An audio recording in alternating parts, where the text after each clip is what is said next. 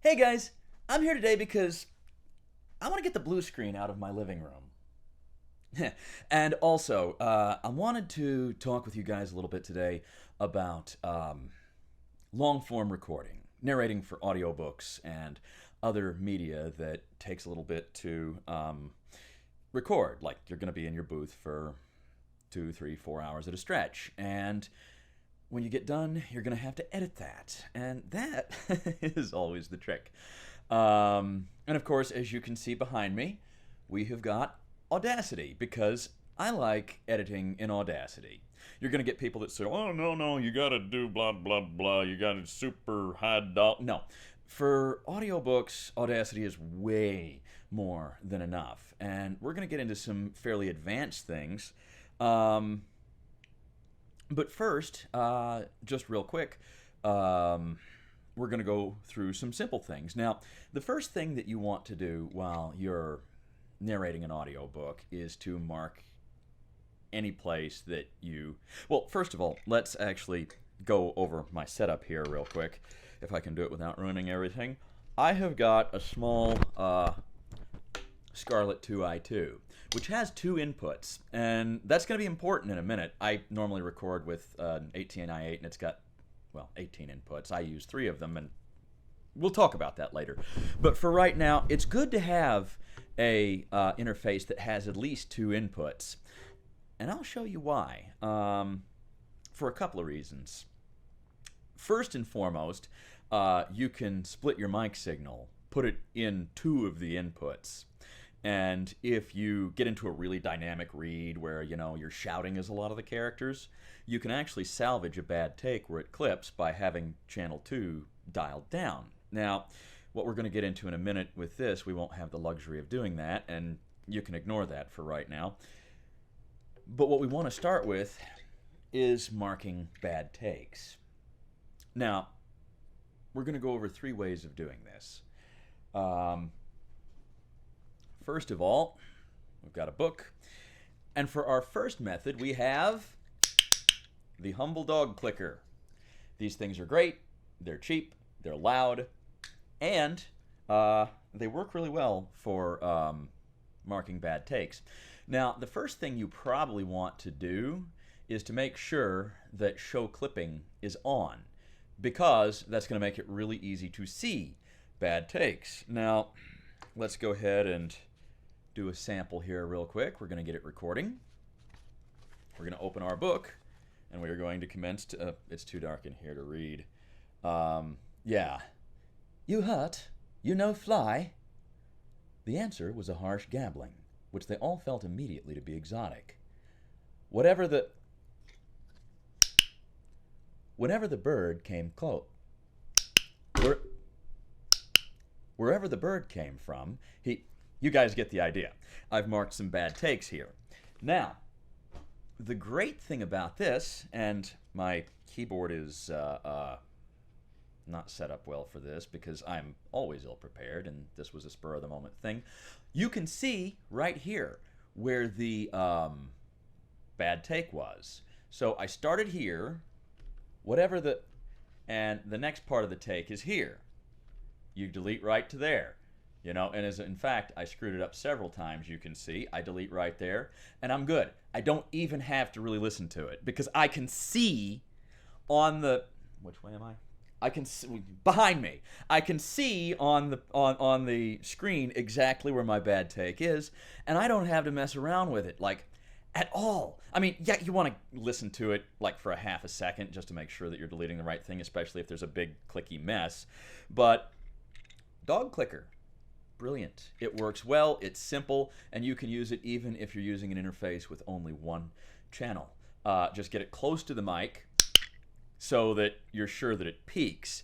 Because what you don't want with a dog clicker, and here's a caveat, say we're recording right now, and I'm holding it, and I'm not paying too much attention, and I click, click.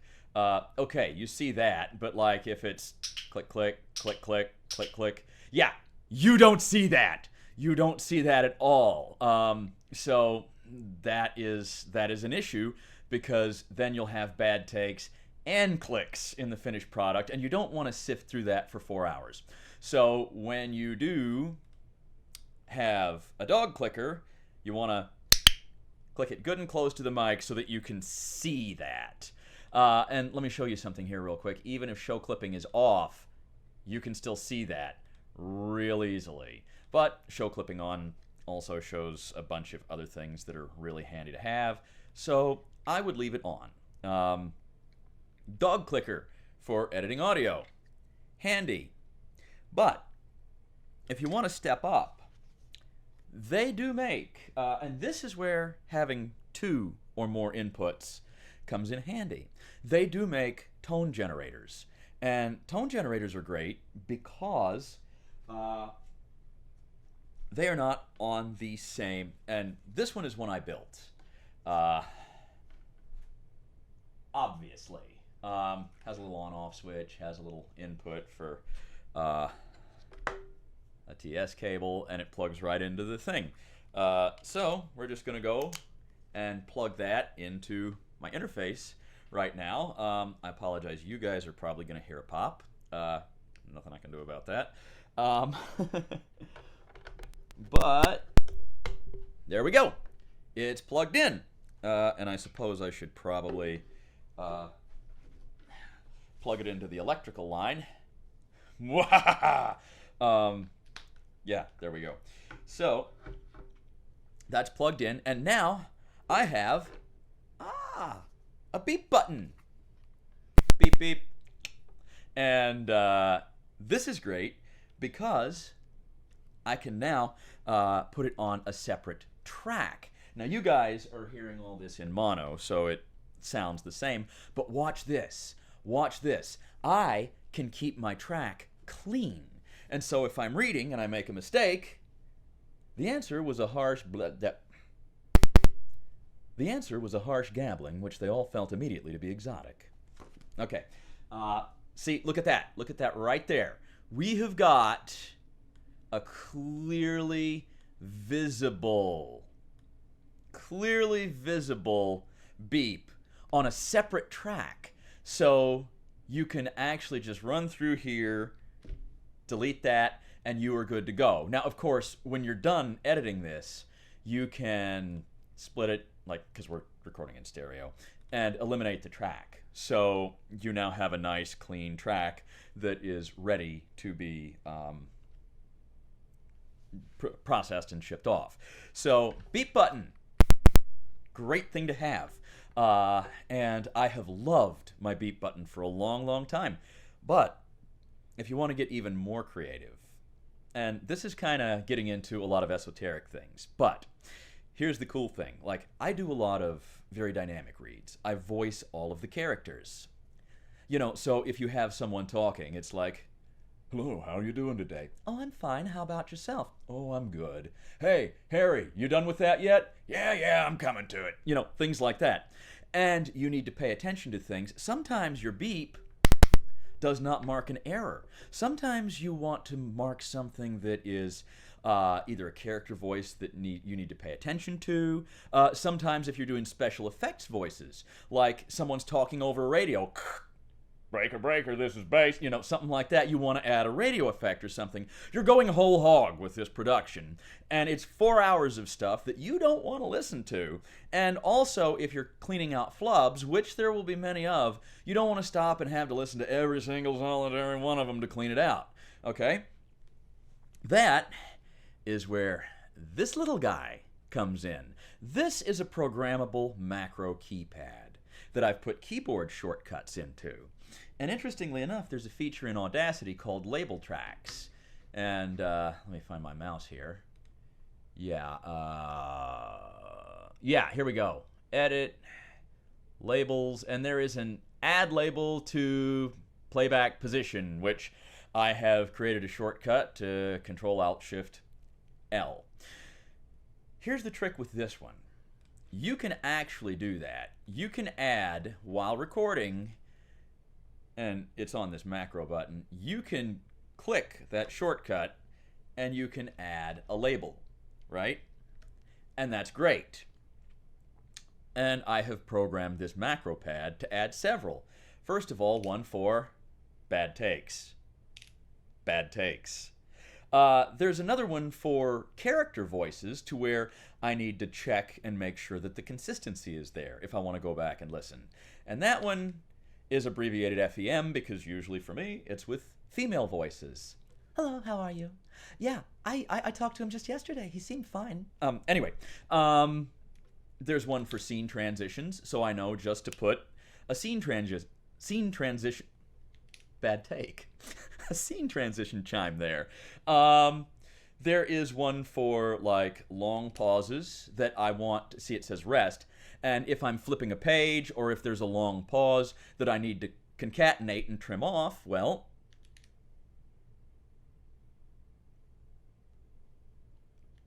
I know I can just cut that part out. Meanwhile, if there is a pause that is involuntary or something like that, or something that I need to leave a intentional gap for, we've got that one. And you notice they've got some strange labels on them. Bad is self-explanatory, but scene transition, the intentional pause, and the non-intentional pause are ST, short for scene transition, whoosh, rest, and FEM for the effect voices. The reason those are abbreviated so strangely, because you can just type out anything that you want, is in case I accidentally hit one of the buttons. None of those letter combinations are things that double as Audacity shortcut commands. So if you get fancy and you do a box like this, be sure that any of the letters that you use, like you can't use P in anything. You cannot use R, because, you know, those are like play and record and things like that. I don't think you can use X. But that's the thing. Make sure that on these buttons, you don't use any letter combinations that are going to make Audacity go haywire if you don't hit it in the right order, or if it doesn't put in the complete command. I know that's getting on the highly technical side of things, and you guys don't necessarily need to hear all that. But, well, I mean, you do need to hear all that, but that might not be what you signed on to this for. But that being said, this is a very convenient way of really, really getting a grip on your recording. And when you finish with it, you can just fly through the thing and editing it. And speaking of editing it, what I want to show you is you want to... oh, guys, you're going to like this. Final editing trick. Go up here to Tracks and turn on Track Sync and Track Lock. And here is why. If you're editing something, and let's get rid of this beep track here real quick. We're going to split the stereo to mono and get rid of the blank track because we didn't use the beep at all. What you want to do is make sure that Track Sync Lock is on. And what that's going to do for you is, if I delete something from this track, watch what happens here. Oop, oh, that's end, not delete. Well, doggone it. Here you go. Say I delete something from this one right here. Guess what it does?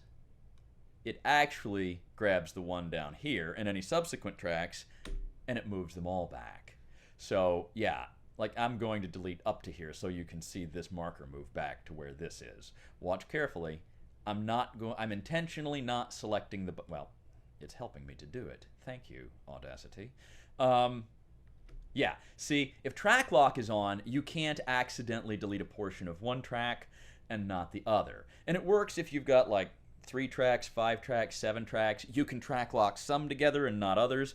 It's really great for like multiple channels and things like that. But track lock is nice if you're using a label track or a secondary beep track to keep the tracks in alignment, so that, you know, all your beeps or your labels and flags are not skewed from where they should be after 3 or 4 deletes. So that's very important. But so now we've gone through the simple ways of marking your bad takes, which is dog clicker. Easiest, cheapest. Most people use these. Let me make sure that the chroma key is not killing that. Dog clicker. Yay.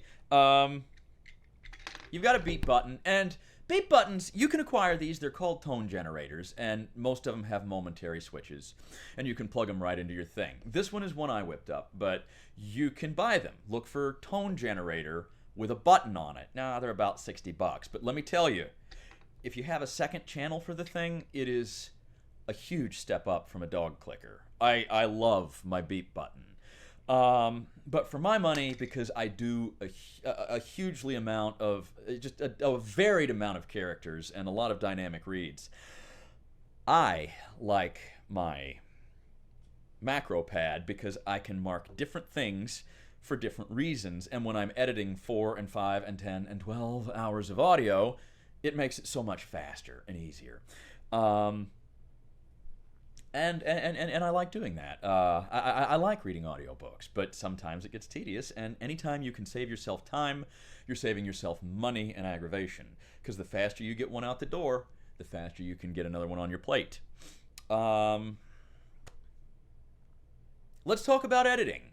Editing is a good thing to know how to do with audiobooks, and so we're just going to blank this out, and again, it's dark in here, so you guys are going to have to bear with me. But let's just do a short section of Watership down, and then I'll show you how to edit it. We'll be using the. You know what? Why don't we use the beep button, because it's a good compromise between the macro pad and the dog clicker. "If it comes to the worst," said Bigwig, "we can leave the hutch rabbits and bolt. They'll take the hindmost, don't they? I know it's tough, but if there's real trouble, we ought to save our own rabbits first.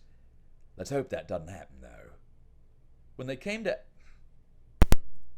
set out, Fiver was nowhere to be seen. Hazel felt relieved, for he had been afraid that Fiver might say something that would lower their spirits. This is a terrible performance, but I can't read because it's dark in here. Okay. That's enough. All right, now let's set about editing this thing.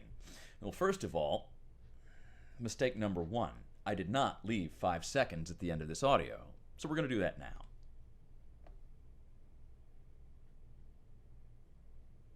Okay, there's 5 seconds right here for, let's just paste that in there. 5 seconds for the noise reduction profile. So let's do this. I want to split this track because I don't want to noise reduce my beep marks here, because if I do that, they're not going to do me any good. Now, let's just go ahead and I don't have my little stuff here, so I can't do this very fast. I normally have another big macro pad for editing, but unfortunately, it's not here, and so this is going to just be point and click today. We're going to get the noise profile. We select the entire track, and then, since in noise reduction it remembers your settings, I don't actually have to go back in here. Once you get that noise profile, you can just go to Effect and say Repeat Noise Reduction, and it will do it for the entire track. So that will clean out all the background noise, the room noise. You always want this to be pure silence. So now we have it cleaned and noise reduced, and it's ostensibly a nice quiet track that we can start working with. So, like, here's a bad take. And you want to start and end at about the same thing. And if you get good at this technique, you can make sure that there are no breaths that are going to sound choppy at the beginning of this. And of course, you can, when they listen, if you want, to make sure everything's consistent. I usually just do a click, click, delete, click, click, to get an ear on it as we go. Here's another one, blah, blah, blah. You can delete that, and you're good to go. So that is it for the cleaning. And look, we can go back and forth. We have no more beeps on that bottom track. That bottom track is clean, meaning there's nothing that we have left to pay attention to. So now it's time to get this ready for ACX. And the first thing I usually do is a quick equalization, and I roll off the lower end. Now, I have a macro button set up usually, and you can too. Keyboard shortcuts are great. You see these little dealies here, like the Control Shift Alt whatevers? Those are great because they allow you to set shortcuts on like programmable mouse macro pads, on programmable keypads, programmable keyboards, everything like that. So I'm going to use this filter curve. And what it does is, look here, it rolls off the volume of frequencies pretty much below 60 hertz. This is going to get rid of any electrical hum from your fluorescent lights, air conditioning noise, and it will kill some plosives too. So if you're not, if you're a little too close to your pop filter or something like that, this will kill all your plosives. So we've got the equalization down, and so now it's a nice clean track. We've done the noise reduction and the equalization.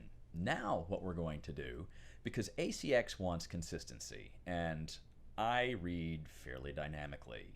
This isn't exactly representative of my usual track. Sometimes I'll have a teeny tiny little low area that looks like this for about 20 minutes, and then I'll have something that spikes almost up to the top when a character gets really excited. So you got to watch out for that. If you have a more even-tempered read, that's fine. You might not need to be as aggressive as I am, but in this case, what we're going to do is a light two-stage compression on this for ACX. So the first thing we're going to do is open our compressor, and we're only going to do a 2-to-1 compression. And, you know, threshold is -12. You can copy these settings if you want, or you can alter them for your own uses. This is what seems to work best for the stuff that comes out of my sound booth. So we're going to compress it lightly. Ah, look at that. Everything looks a little fuller. And we're getting close to the top because it puts it at 0 dB. So the next thing we're going to do is normalize it back down to -2 dB so that we're not working with stuff that's just this shy of clipping. You'll notice that that is still a fairly dynamic looking read. So what I can do with that is, at this point, after this first one, if you guys want to get real fancy, and I do this, you don't have to, I like Isotope RX7's mouth declick. Now that's an investment because it's not in the cheap version of Isotope. It's in like the middle grade one on upward. And you have to get 7 or before if it's going to work in Audacity. Otherwise you have to run this through a program separately. But it's a mouth declicker, and it gets rid of all those little mouth noises that you make when you're talking and don't even realize. If you can get your hands on RX7, it's great, and it removes all those, and that's something that I do. Now, if you're using Audacity and you have RX8 or beyond, you will have to like save your file, export it, run it through RX8 or above, and then bring it back, which is a pain, and I don't like doing that. So I have stuck with RX7, and I believe you can still get your hands on it. You can request older versions, if I'm not mistaken, but do not quote me on that because I don't know how Isotope works anymore, what their payment scheme and what they offer is. Anywho, but at some point or another you'll want a mouth noise removal tool just because it makes life so much easier for you, unless your mic technique and distance from the mic is such that you end up not needing it anyway. In my booth, I close mic a lot of things, and it's evident, so I use it. Your mileage may vary, but it's a wonderful tool to use. Whether you use it or not, the next stage is the second stage compression. For that, I've been using Blockfish, and it's not necessarily the best compressor out there. It's not the worst compressor out there, but it's the one that like has worked really well for a lot of my audio. And so what we can do is we can look at these settings real quick. And the one thing I don't like about this is there's no concrete numbers on this thing. It's all dials, and it's kind of touchy-feely, and as a programmer, I like, you know, being able to quantify things and see exact numbers and being able to punch in something to replicate it easily. But if you look, I've got the big dials pretty much dead center, this one almost all the way down, this one about at 2 o'clock, I guess, 1:30. I don't know. We're using VCA and stereo. So we apply this and watch what happens. Whoa, looky there. It has gotten even fuller. And now we're going to do a nice normalize again, if I can see it, because I'm squinting at the screen, which is way too far away to actually read. Normalize, there we go. So yeah, if we zoom out, you can see that that's a fairly consistent looking file as far as peak height and things like that. But if you've done a really dynamic read, like I sometimes do, you can actually do a third stage compression. I don't recommend it, but see, it's very consistent now, but that's going to sound a little bit, well... But if there's real trouble, we ought to save our own. Yeah, so you can do that, but you want, but that's getting a little further into heavy processing than you want to. ACX demands it sometimes, and you want to listen to it and make sure that it sounds good before you unleash it, because when you get that heavily compressed, a lot of sounds you don't want to come through comes through. In that one that I just played, you probably heard 1,000,000 pounds of room echo, you probably heard the air conditioning, you probably heard like my toes moving on the floor, because it enhances a lot of sounds that you don't want there. Before you do any kind of thing beyond this, the last thing that you're going to want to do is probably a noise gate. And it gets rid of a lot of little scritches and scratches and things moving in the background. And you want to be very judicious with it, because if you're not careful, an intake of breath before you start reading again will sound like that, and you only get half of the breath and it sounds weird. So like, if you use a gate at all to do that, you want to fiddle with your settings to make sure that it's the correct level for your setup. Now for me, in my sound booth at least, it's minus 41 dB. And what this means is that anything below, that's standing by itself, that's below 41 dB in negative 41 dB in volume, which means, and let me show you this real quick, as a sound file plays, and let me get you a better one than this.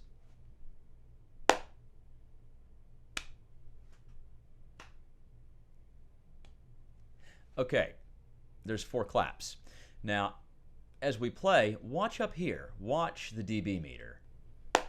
Okay, that one's at minus 0. Yeah, see those? Okay. They're hovering at about minus 42. This is where the sound will clip. 0 and above is where the sound will actually clip and be louder than the sound envelope, and you'll get that weird distortion.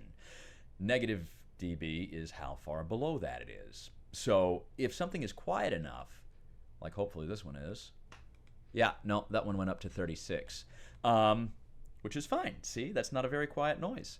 But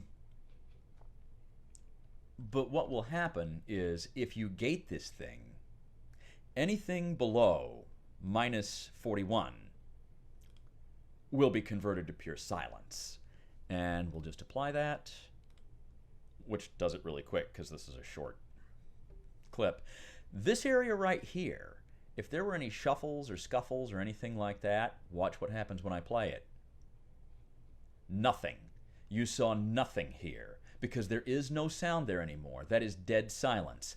Any areas of this thing, of this waveform, that only have sounds below minus 41 dB have been converted to silence.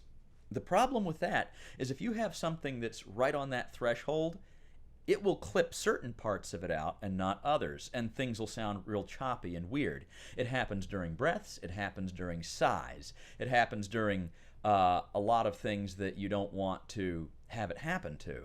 And so, you want to be really careful with a gate. That said, it can really, really make something sound good and crisp and just wonderfully produced if you know what you're doing. However, be careful with it, listen to it, and set the settings to where you are comfortable with it. Oh, speaking of the gate, what I'm using right now is Regate Standalone. It comes with Reaper, which is another audio editing software, but they also have a standalone version of their gate software. You'll notice I'm not using any of the fancy schmancy features on here. I'm just using the gate function. We're not messing with wet, dry, noise, any of this stuff. We're not checking any boxes. We're not sending MIDI, but we're using it purely for its gate function. And interestingly enough, it's got a preview. So like you can play back your audio and you can mess with the slider to hear what it sounds like in between different settings. So you can actually slide that and listen real time to what it does to the audio. And what I would do if that were the case is I would grab an area where there were breaths and I would play it on repeat over and over and over while sliding it, and you would be able to hear what it does to that particular area. Now, you'd want to do it in several places just to kind of get a good consistent result, but gating something is really good if you want something to sound crisp and professional and really well polished. But if you do it wrong, it can make something sound really odd. And if you're not sure what you're doing or you can't get it right, it's better just to leave it alone than to play with it without getting a good result. That said, to recap, setting up shortcuts in your Audacity and getting it set up correctly, first and foremost, is going to save you a ton of time. Secondly, marking your bad takes, no matter how you do it, is going to save you a ton of time.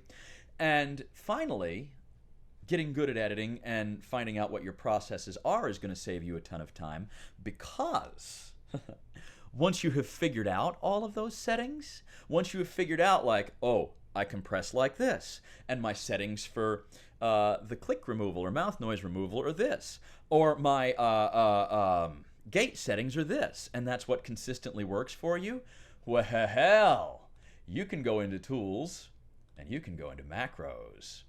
And this is the chain that I normally use for my audiobooks.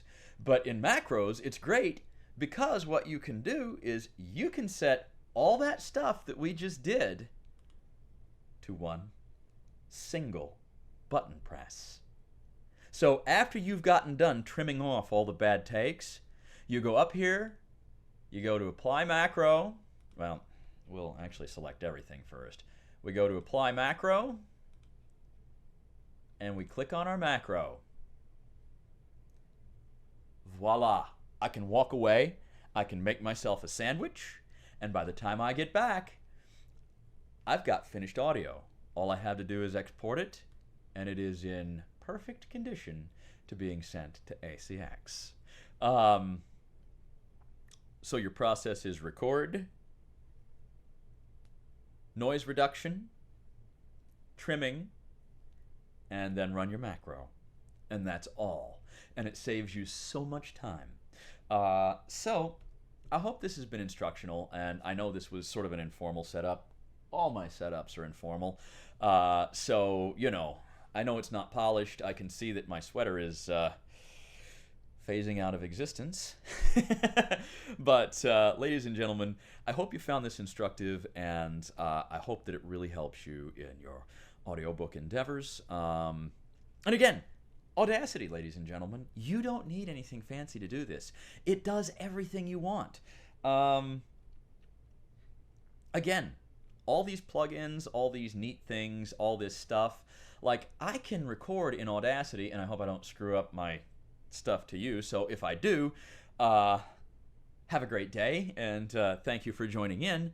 But Audacity, I can even specially compile it to do like 5 and 10 and 20 channels at the same time. I can record multi-channel in Audacity.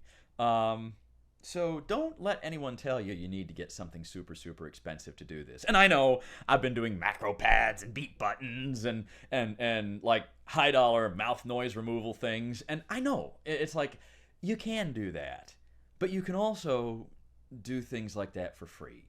With the mouth noise thing, you know, your technique, what mic you use, how you're set up, that's that will help with that. So you can have mechanical methods for solving that. I don't bother because I've got RX-7, but you can. You don't need fancy beep buttons. Again, you know, dog clicker.